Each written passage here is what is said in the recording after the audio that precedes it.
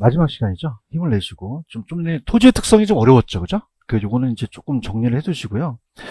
일단은 프린트로 가시면 이제 마지막 제 프린트를 보시면 테마 2로 갈게요. 테마 2로 가시면은 프린트 테마 2로 가시면은 제목이 부동산 소유권의 범위라고 돼 있죠, 그죠? 여기가 이제 공간으로서에 대한 부동산이 나오는데, 자, 이건 문제집의 요약도 한번 같이 볼게요. 문제집의 요약이 28페이지로 한번 가보세요. 28페이지로 가시면은 거기에 부동산에 대한 속성의 토지의 공간적 범위라는 게 있죠. 그래서 같이 보는데, 자, 우리가 공간이라는 게 이제 나왔는데 시험 문제는 최근에는 거의 끊겼어요. 한 18회 때 나오고 거의 안 나오는 취지거든요. 그래서 일단은 시험 문제 나왔으니까 우리 공간은 그냥 공간이에요, 3차원 공간이에요. 모두 합쳐서 입체 공간이라고 하죠. 입체 공간이고요. 그 다음에 또 우리가 복합 개념으로 봐야 돼요. 법경기를 복합 개념으로 공간을 봐야 된다. 그래서 지구 중심을 잘라볼게요. 이렇게 자르게 되면은 3차원 공간은 몇 가지 공간이 있다는 거예요. 3가지. 그래서 이제 수평, 공중, 지하가 있죠. 수평 공간이 있고요. 그 다음에 공중 공간이 있고, 그 다음에 지하 공간이라는 게 있어요. 지하, 지중이라고 하죠. 지하 또는 지중 공간도 맞습니다. 그럼 어떻게 됩니까? 그 소유권에 대한 내용 쪽이 점유 사용 처분이 있으면 공간에도 범위가 있죠. 그래서 수평 공간을 이용할 수 있는 권리를 지표권이라고 하고요. 그 다음에 우리가 조심하실 게 학교 내에서는 공중공간을 이용할 수 있는 권리는 지상권이에요, 공중권이에요. 구분지상권은 다르죠. 우리가 구분지상권은 민법에서 배우신 얘기잖아요. 이따가 제가 설명을 할 겁니다. 공중권이라고 해야 되고 학교론에서는. 그 다음에 이 지하 공간을 이용할 수 있는 권리가 지하권이라고 얘기를 하죠. 그래서 따라서 법경기 3가지로 봐요. 법률, 경제, 기술. 자, 그럼 이 소유권은 법이고 공간은 그냥요 기술적이에요. 경제적은 가치가 있겠죠, 그죠? 공간 가치는 이제 경제적인 개념으로 이제 복합 개념을 따져야 된다. 근데 우리가 민법 212조에서는 자, 이 토지에 대한 소유권이 무한정입니까? 정당한 이익이 있는 범위입니까? 정당한 이익 범위에 상하에 미친다고 나와 있죠? 자, 그래서 이제 그것이 정당한 이익이 있는 범위가 바로 이 사적에 대한 소유권이 인정되는 공간적 범위예요. 그래서 이제 여기까지가 정당한 이익이 있는 범위가 사적이 되겠죠. 이거 공적, 공중권, 공익, 사적. 이건 또 사적. 자, 공적이라면 자, 제 프린트를 보면서 부연 설명을 할게요. 자, 무한정이 아니라 이제 공간적 범위가 사회 통념이나 판단이나 구체적 해석은 법원의 판단에 의존한다고 돼 있죠.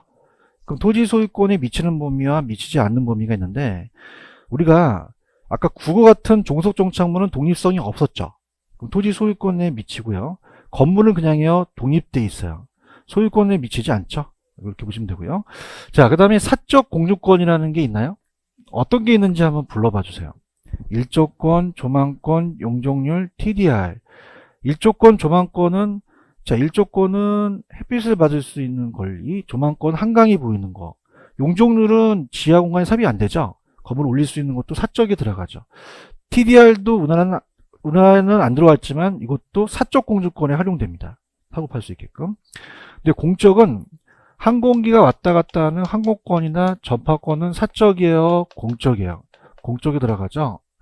공공이익이죠, 목적. 그 다음에 지하권은 지하수는 이용할 수 있죠. 근데 미채굴된 강물은 채굴할 수가 있어요, 없어요? 소유권 미치지 않는다는 게 잘 나오고. 그 다음에 우리가 지하철 공사가 그 토지에 대해서 지하 공간을 사용해서 지하철 공사를 한다면 일정 부분에 대해서 그냥 보상을 해야 됩니까? 그 범위가 무슨 심도였죠? 한계 심도. 40m까지 기억나시죠? 40m까지. 그럼 40m 이내는 그냥이 되어 보상을 해줘야 돼요. 해줘야 되고 아래는요? 안 해도 되죠. 그런가요? 요거. 그 다음에 자, 우리가 그러면 아까 따보세요. 구분지상권. 자, 구분지상권은 지하 공중이 다 들어가죠. 자, 이건 뭐냐면 자, 우리가 구분지상권을 민법 시간에 배우셨어요. 자, 이 토지에 부착되어 있는 그 건물주가 이 토지에 대한 지상권 계약을 맺을 수 있죠. 그럼 우리가 건물에 강고탁 같은 거 설치해서 임대로 받을 수 있죠. 자, 그러면 공간에 대한 활용입니다. 공간에 대한 활용은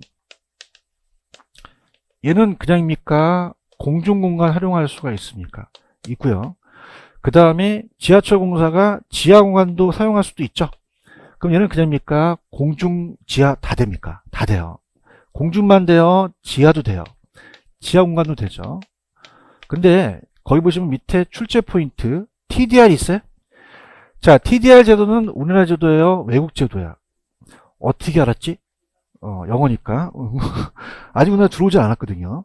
그 TDR은 나중에 제가 후수를 할 거고, 트랜스퍼는 양도한다는 거고, 디벨롭먼트 라이트는 개발권이에요. 그러니까 우리나라는 아직 안 들어왔지만 용적률을 사고 파는 거예요. 그러면 이거는 용적률을 사고 파니까 지하 됩니까? 공중만 됩니까? 지하 공간은 삽입이 안 되거든요. 이해하셨죠? 그죠? 그럼 TDR과 용적률을 인센티브 해주는 것도 마찬가지죠. 그럼 용적률 인센티브는 자, 요 두 가지는 어느 공간만 활용할 수 있어요?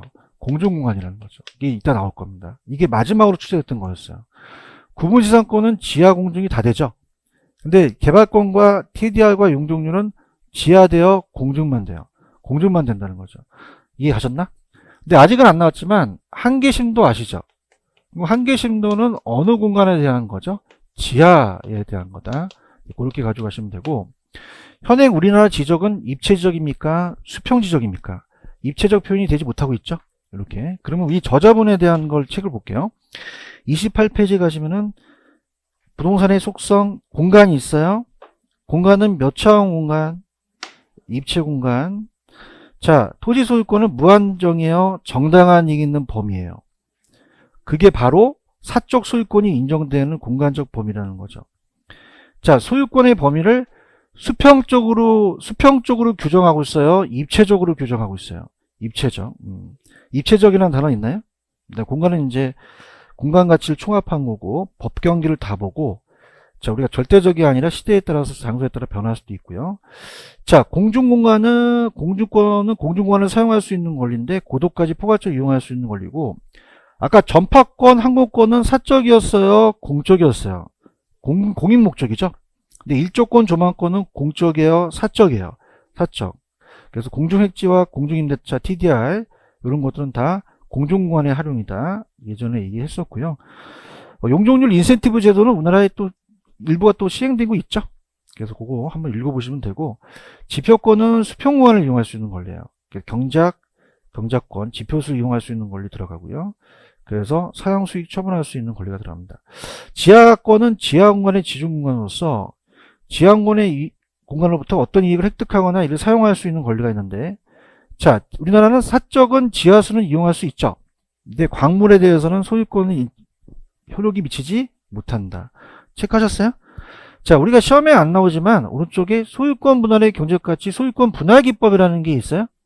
이게 뭐냐면 제켄도르프라는 미국의 개발업자가 휴가를 갔어요. 휴가를 어디 갔을까? 어떻게 알았지? 하와이에 갔으니까. 과일을 먹었는데 뭘 먹었을까? 어떻게 알았지? 파인애플 있잖아요. 근데 파인애플 먹으면서 여러 개 쓸어 놓은 것이 마치 그 분할하는 것이 소유권을 분할하는 기법이다. 그래서 이게 파인애플 기법이라고 그래요.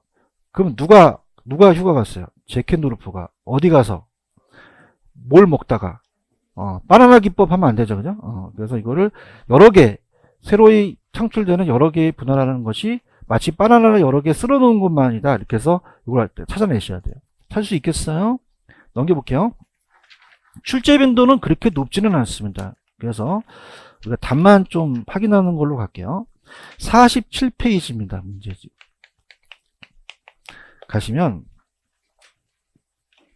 잘 안 나오기 때문에 답만 확인해 볼게요.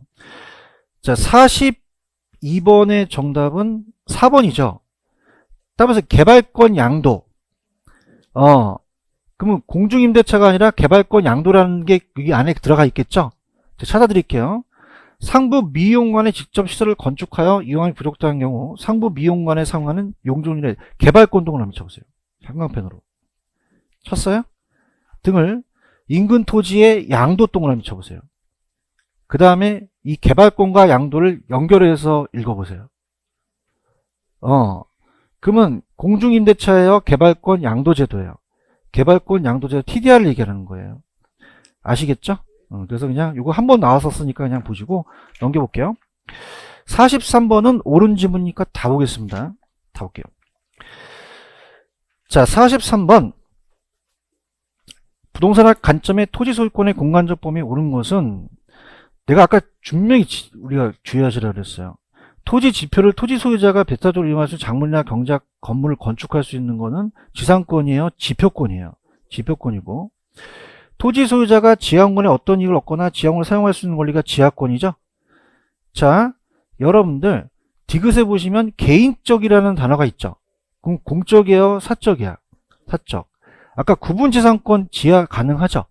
그래서 국가가 사유지하에 일부를 사용하게 구분지상 설정할 수도 있다.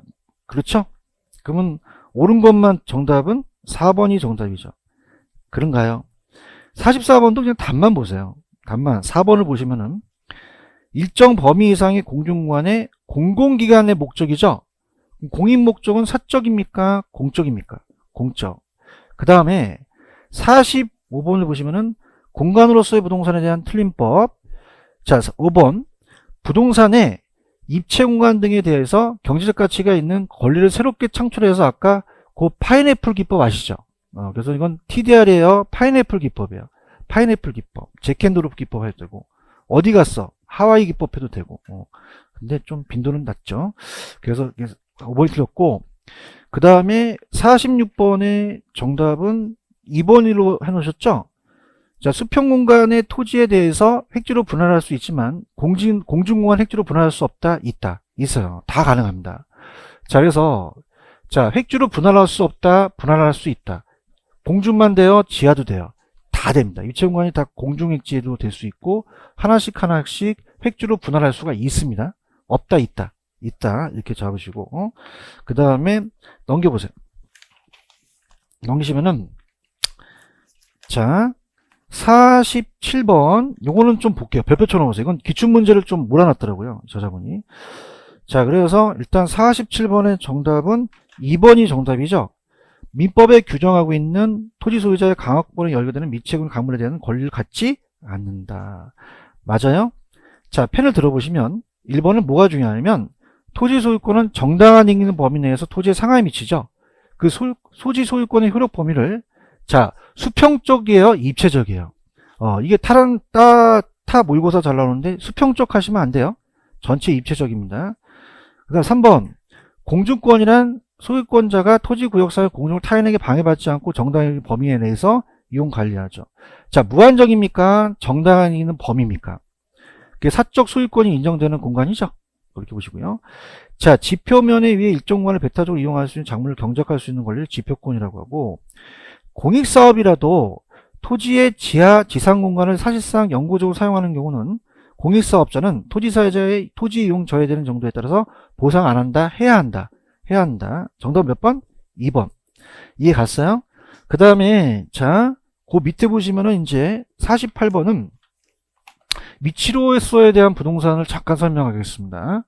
위치도 이제 거의 시험 문제 끊겨서 잘 안 나오는데, 절대적 위치와 상대적 위치 정도는 가지고 가셔야 돼요. 아까 제가 여러분들 절대적 위치와 상대적 위치 기억나시죠?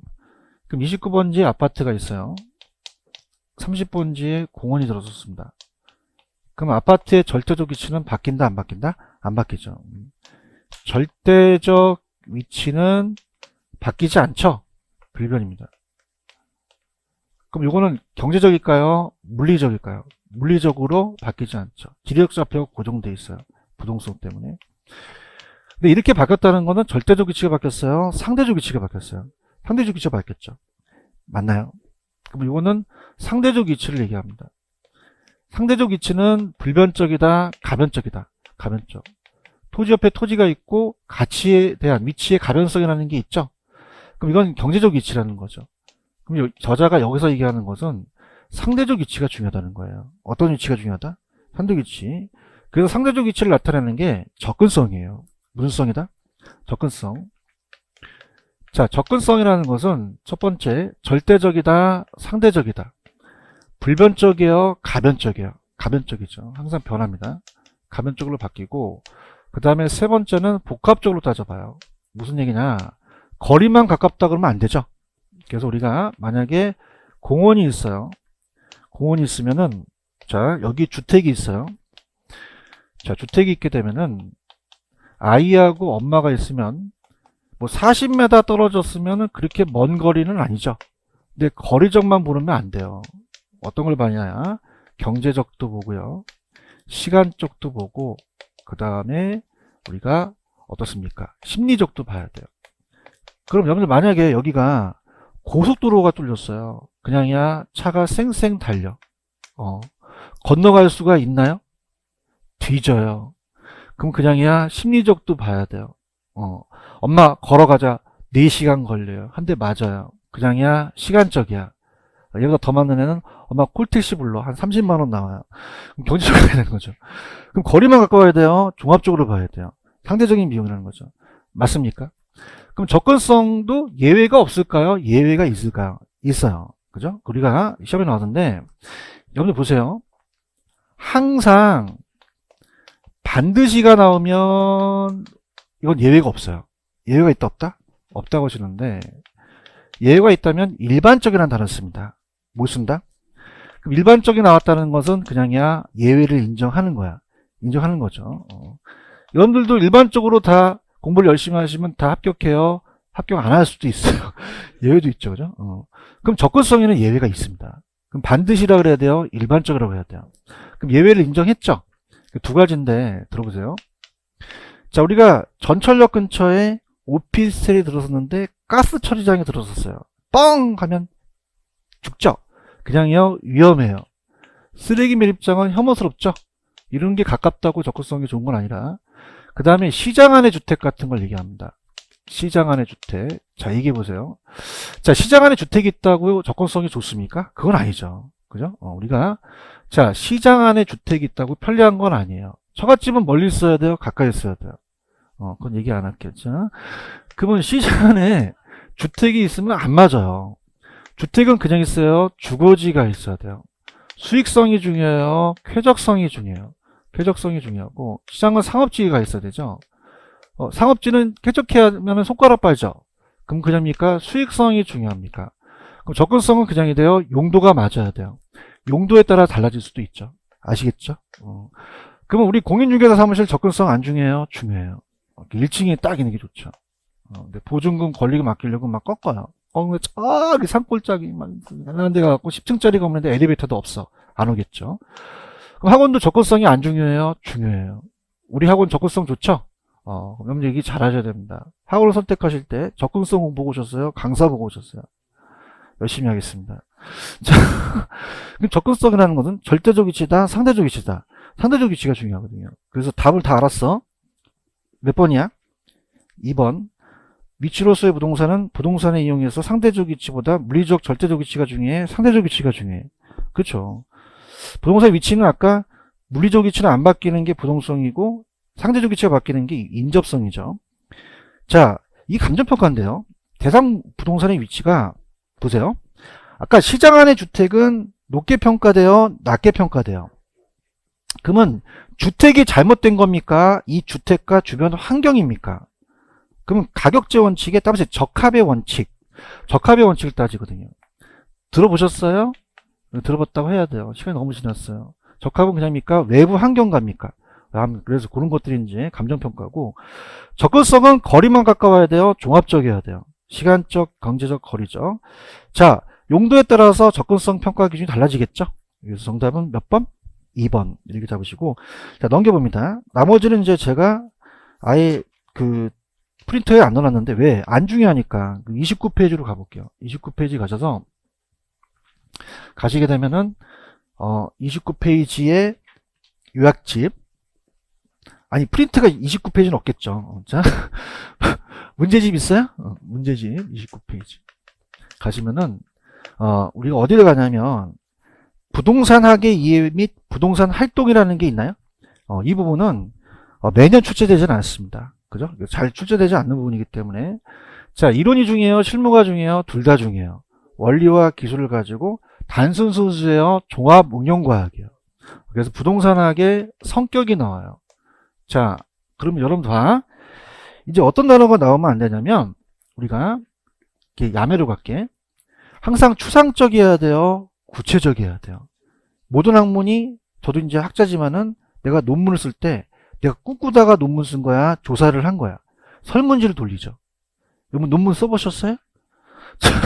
그러면 추상적이다? 구체적이다? 구체적이야. 경험에서 나타나는 거죠. 그럼 추상적이 나오면 그냥이야? 땡이야. 땡. 그죠? 추상적 나오면 땡. 나만 즐겨. 씨. 그럼 추상적이야? 구체적이야? 구체적 경험과학이라는 거죠. 그런가요? 자, 그 다음에 자, 제일 잘 나오는 게 순수과학이에요? 응용과학이에요?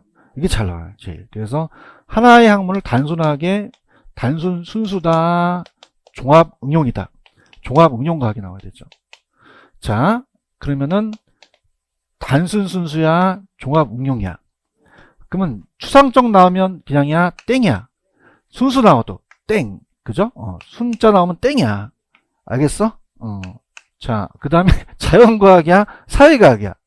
사회과학이죠. 그죠? 자연과학 하면 안 돼요. 자, 우리가 자연현상만 연구합니까? 인간도 연구합니까?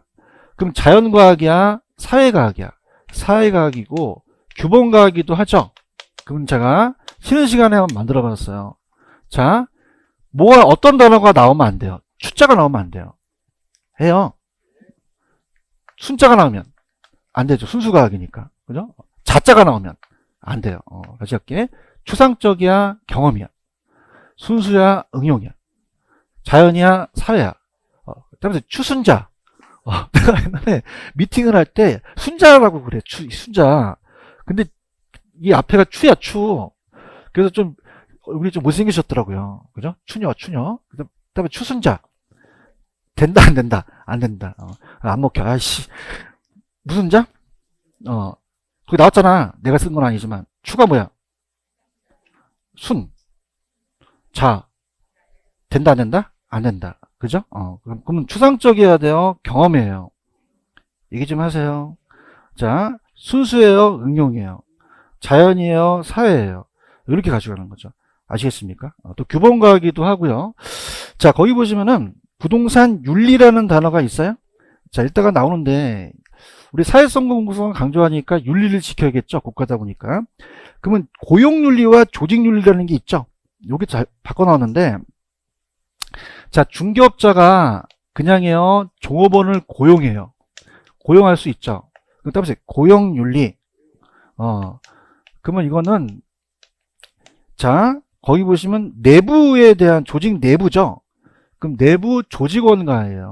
내부 조직원과. 조직에서의 조직원관입니다. 그럼 이건 조직이에요? 고용윤리예요? 고용. 근데 조직윤리라는 게 있어요? 자, 이건 내부 조직원관이에요? 조직관이에요? 그럼 다른 중개업자와 윤리를 지켜야겠죠?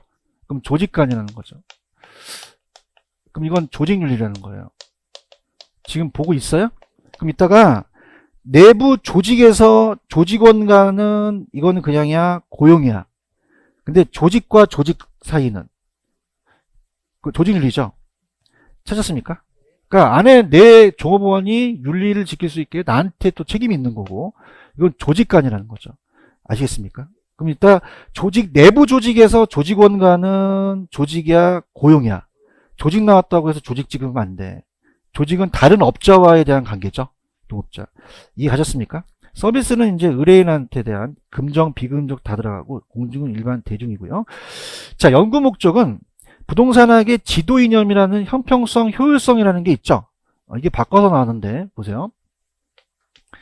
그럼 일반적 이념을 봤을 때, 자, 부동산은 아까 땅이 많아요. 제한돼 있어요. 희소성이 강하죠.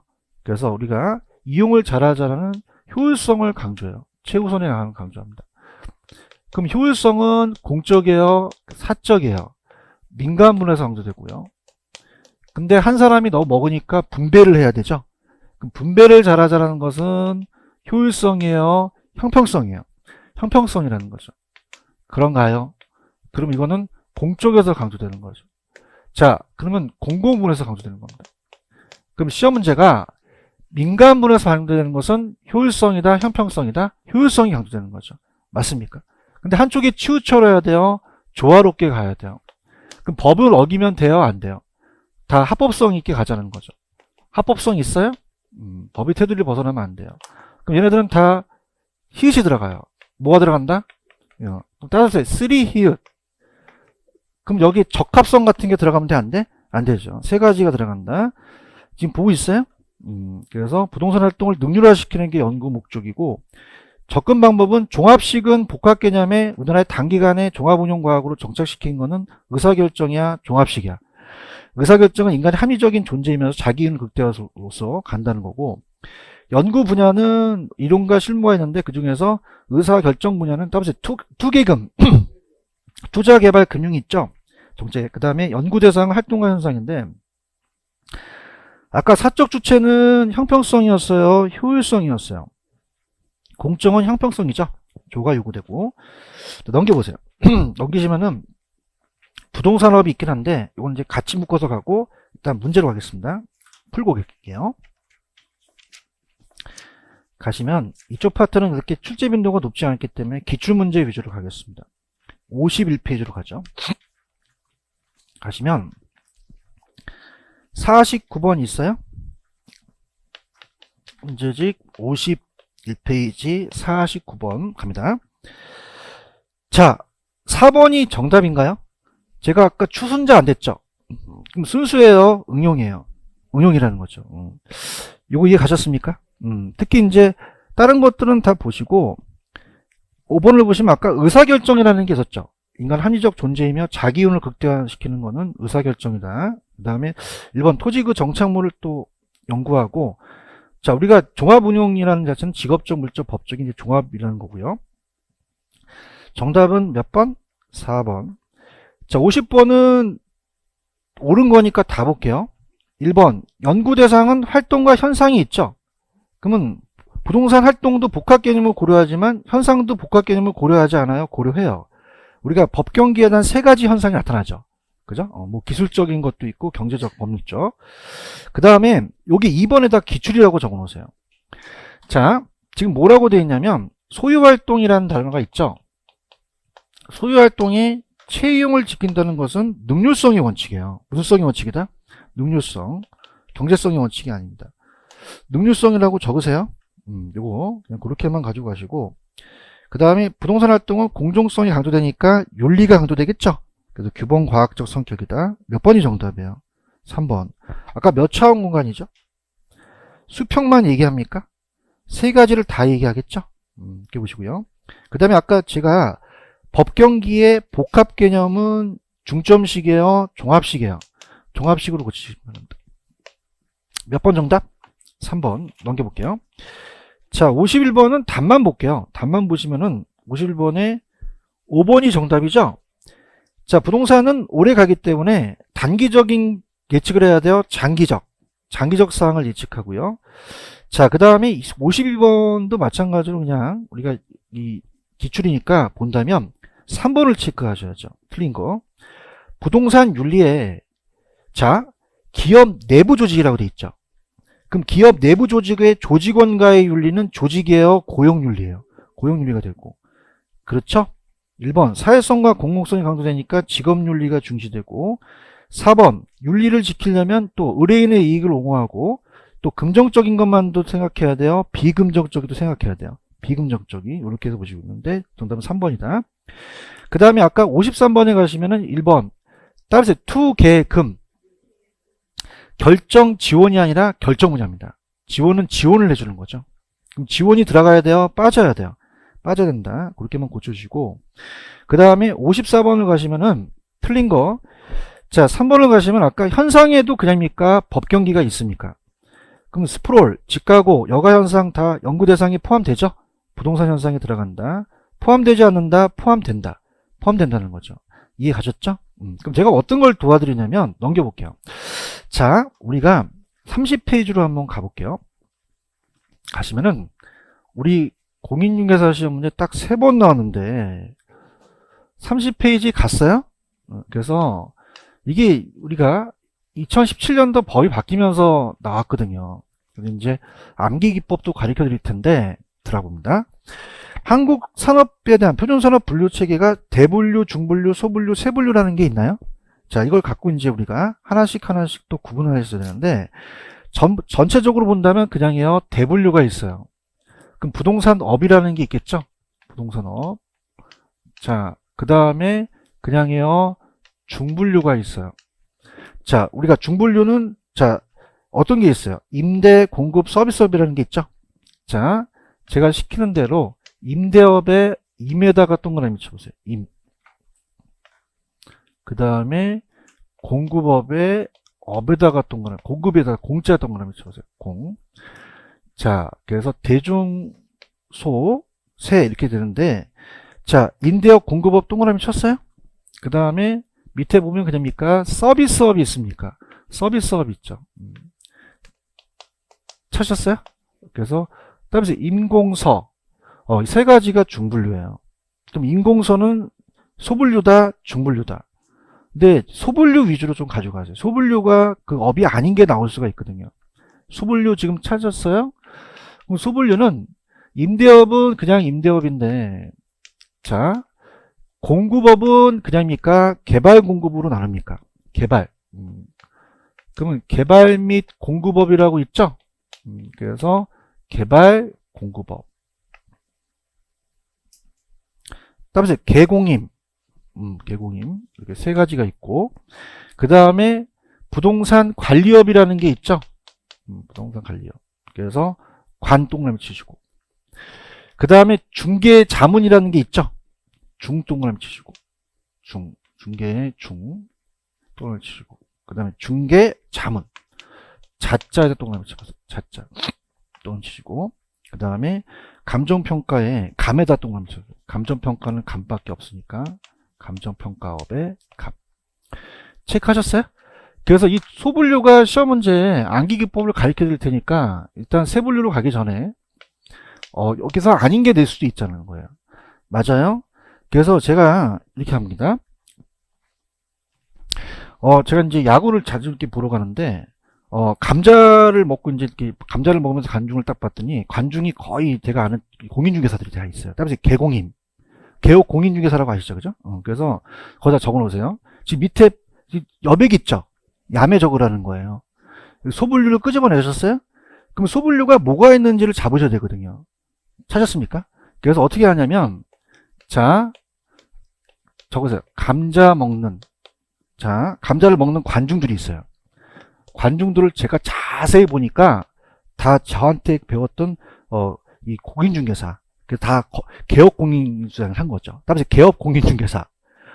다음에 개공임. 그럼 개공임은 뭐야? 개업 공인중개사이죠? 임. 이렇게 해서 가시면 됩니다. 자, 다음에 감자 먹는 관중은 다 누구예요? 개공임. 할 수 있겠어요? 다음에 다시 뭐 먹는 뭐 관중은 개공임이. 근데 연결시켜야 돼요. 감이 그냥입니까? 아까 감정평가였습니까? 감정평가였어요. 얘기해보세요. 자는 그냥이야? 자문업이야? 자문업이죠. 연구한 거야. 관이 뭐야? 관리업이죠. 중이 뭐야? 중개업이죠. 개업 공인중개사죠? 그러면 개가 뭐야? 개발. 공이 뭐야? 공급업. 임이 뭐야? 임대업이라는 거죠. 저 소분류가 다 들어가죠. 반응이 없다. 아시겠습니까? 그럼 요거 아닌 거 내면 되는 거예요. 여기 컨설팅업 있어요? 없어요? 금융업 없죠, 그죠? 뭐 이런 게 들어가면 안 된다는 거예요. 여러분들 화이팅. 그 소분류에서 시험 문제가 나와요. 이해하셨죠, 그죠? 근데 세분류라는 것은 다시 임대업 같은 경우는 그냥입니까? 주거용만 있어요. 비주거용도 있어요. 기타도 있죠, 그죠?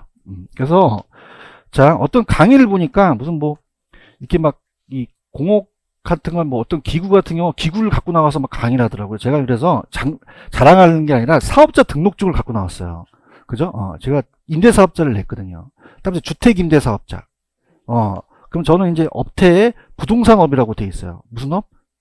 자랑하려고 하는 건 아니에요. 그 다음에 따라서 임대업. 그 다음에 따라서 주거용 건물 임대업.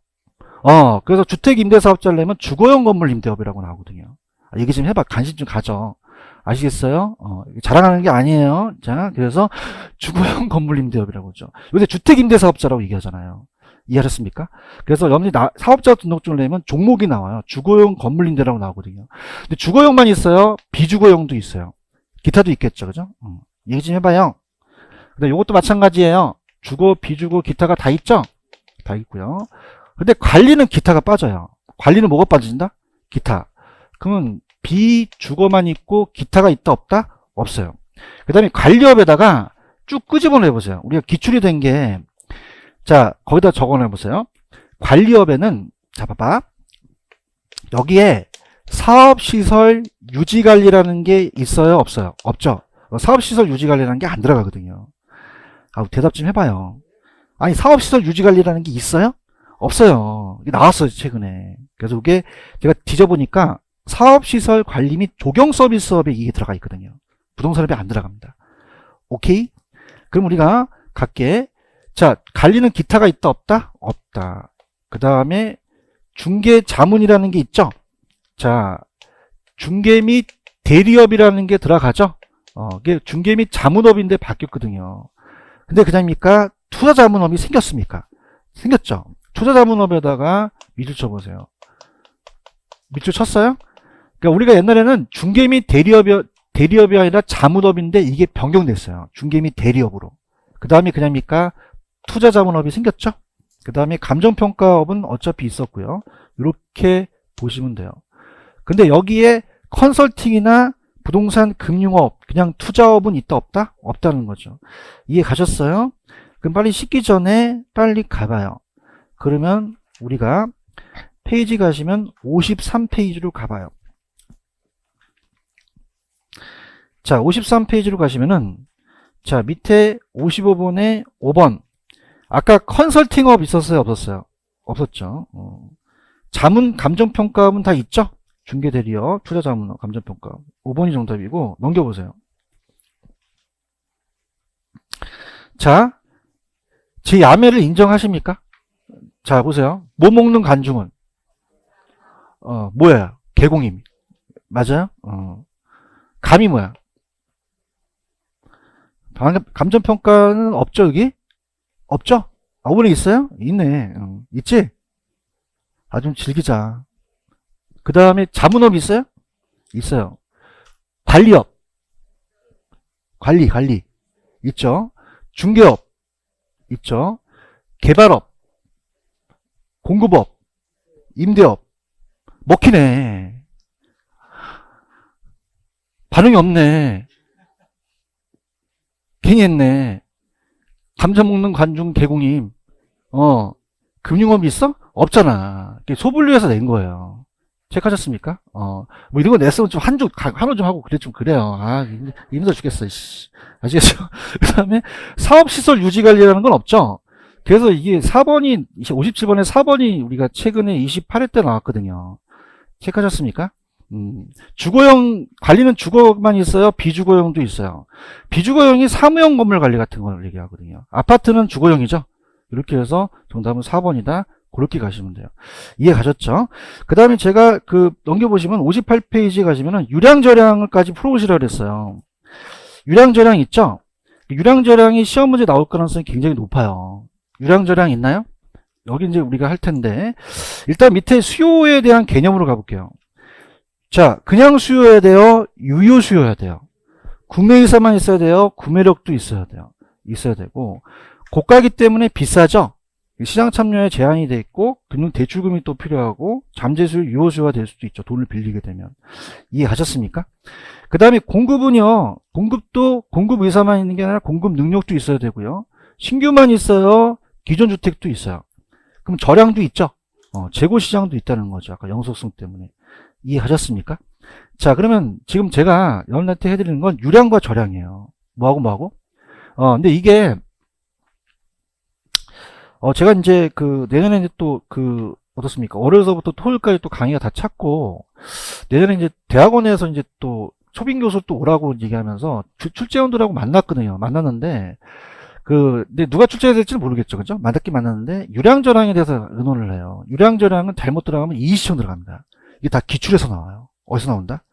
그래서 왜 저는 제자가 부인입니다. 기억나시죠? 그만 풀면 기출문제가 다 풀려요. 아시겠습니까? 그 기출문제집이 다 풀릴 수 있을 정도에 대한 유량저량 갖고 가시고, 그리고 또 이 저자가 하신 거에 대한 거는 강의를 할 거예요. 하지만 이 저량에 대해서만 암기 기법을 가져가셔야 됩니다. 아시겠습니까? 자, 그래서 지금 무슨 양과 무슨 양? 유량과 저량이에요. 그렇죠? 유량은 흐르지 않았습니다. 흘러요, 강물이. 그럼 일정 시점, 일정 기간. 일정 기간이고요. 플로우라는 얘기를 쓰죠. 그래서 플로우라는 게, 플로우도 나왔었어요. 저량이라는 것은 일정 시점, 일정 기간. 저소지할 때 고여있다는 거죠. 일정 시점을 얘기하고, 얘는 플로우예요, 스톡이에요, 스톡.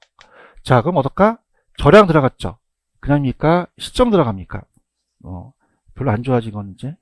그럼 저량 나오면 시점 찍으셔야 돼요. 맞습니까? 하늘에 그냥이야, UFO가 떠다녀. UFO, 플로우. 그죠?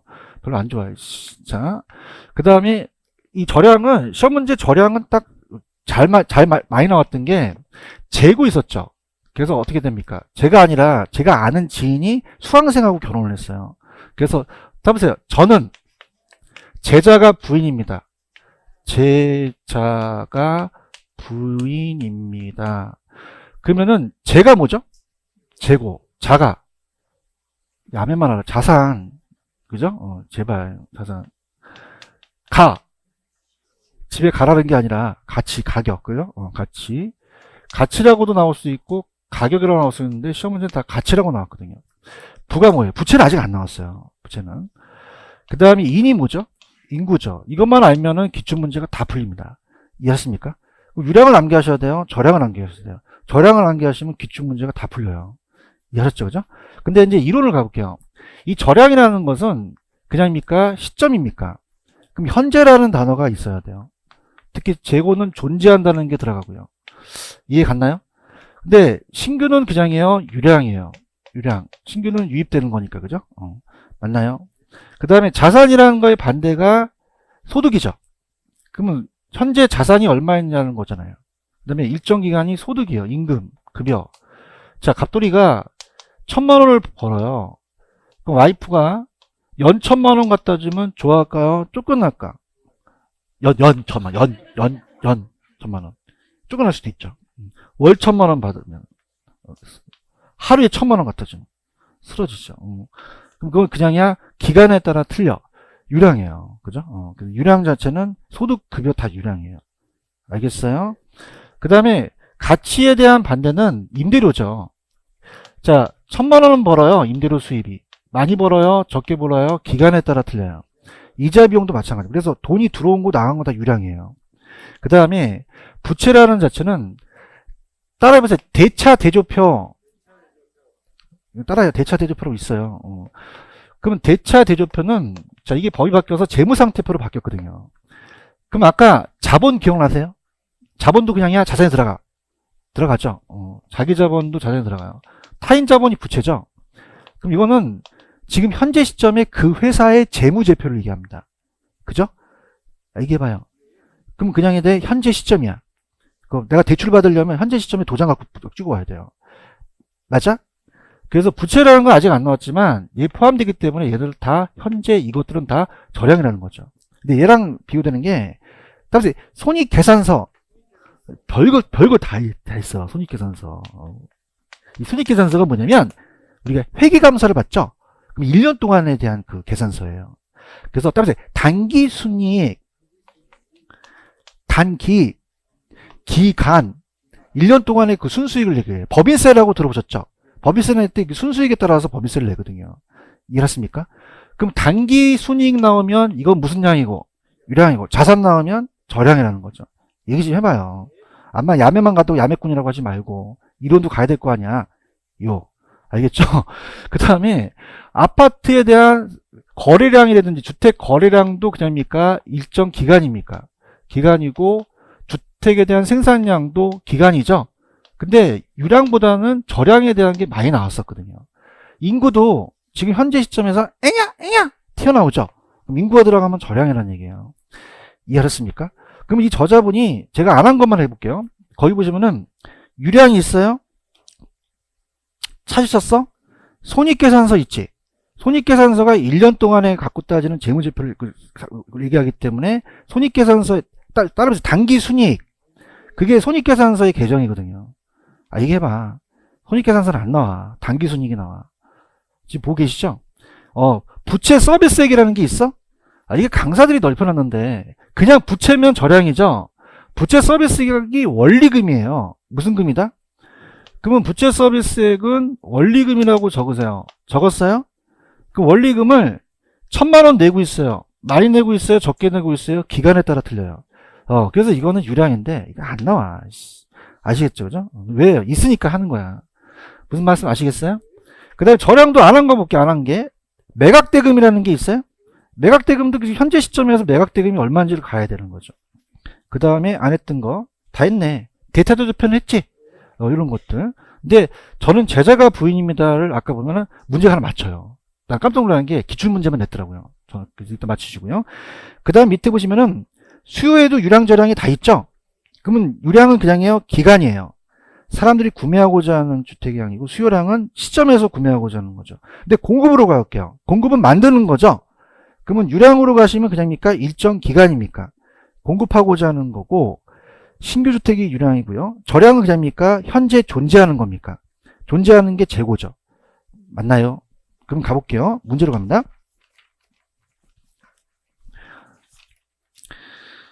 자, 다 풀어오셨으니까 일단은 67페이지를 가셔서 67페이지에 지금 1번의 정답은 5번으로 하셨죠? 자, 여러분 봐봐. 신규는 그냥이야, 유량이야. 그럼 일정한 시점이어야 돼요? 일정한 기간이어야 돼요? 기간이니까 틀렸죠. 저량이 시점이죠. 5번이 틀렸나요?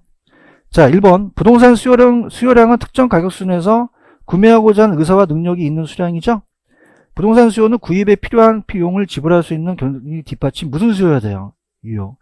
자, 공급곡선은 각 가격 수준에서 생산자가 기꺼이 공급하려고 하는 공급량을 연결하는 게 따라서 공급곡선. 우상향한다고 나중에 배울 거고요. 자, 공급자는 신규만 있어요? 기존주택도 있어요? 포함되죠? 몇 번 정답? 5번. 자, 넘겨보시면은 다행인 게 4번을 기출문제 위주로 가졌더라고요. 그러면 아까 제 야매가 안 먹혀야 돼? 먹혀야 돼? 그러면 지금 여기서 유량 찾으라 그랬지? 그럼 저량을 끄집어내면 되잖아요. 자, 따라서 제자가 부인입니다. 제가 뭐야? 재고는 없죠? 얘기해요. 자산이 있어요? 있네. 내가 찾아줘야 돼요? 두 번째 있잖아요. 가치도 있죠? 순자산가치 다 들어갔네. 그죠?